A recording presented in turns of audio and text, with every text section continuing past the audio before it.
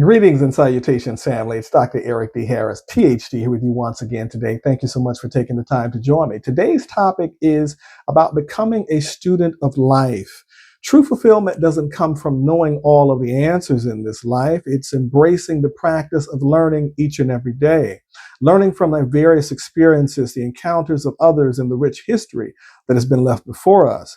So becoming a student of life is a lifelong active choice to find growth in mundane muck or messy and also the magnificent spaces that we inhabit.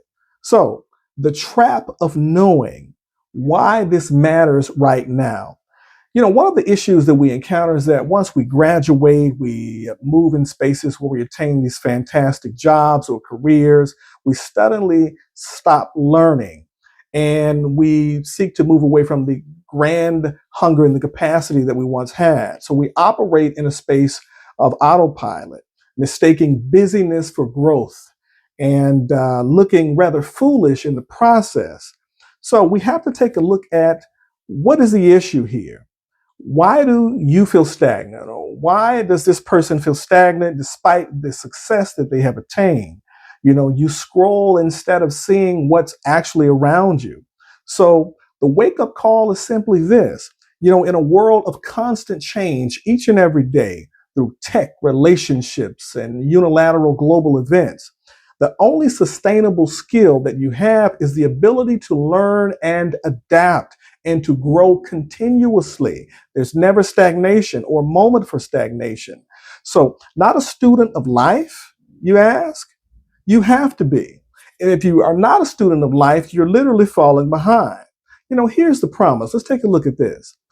This is about shifting your mindset to turn every moment into the space where one can absorb and learn. Every traffic jam, every gate checkpoint at the airport, every tough conversation, the quiet mornings where you are alone, into a space of cultivation or a classroom, if you will. So the path is a path of resiliency, connection, and it creates a sense of authentic joy because you are growing and you are learning as you are engaged as a student of life.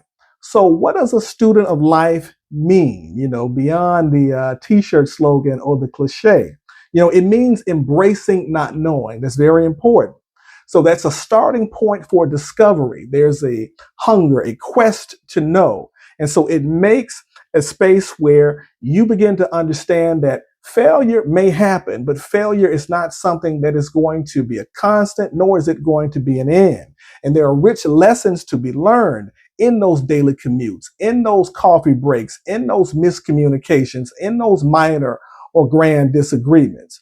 So we have to observe the core mindset of this student of life. Curiosity is greater than certainty. We must understand that. And the observer is more powerful than the reactor. And the beginner's mind is greater than the expert ego or the overinflated ego. And responsibility is also greater than blame.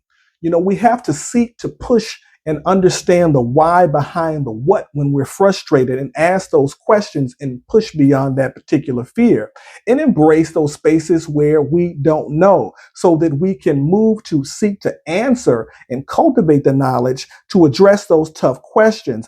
That creates a space and fosters the parameters for real learning and exchange, growth, and development.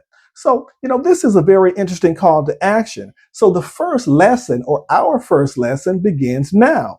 The master student isn't the one that knows all of the answers. That's not the case in many instances. It's the one who never stops asking the questions, whose hunger is just insatiable. And that person is so inquisitive about everything. So remember, your classroom has no walls. It's no longer brick and mortar. It has no tuition, and the lessons are absolutely priceless and they are rich and they give us so much. Enrollment is open and it's starting now.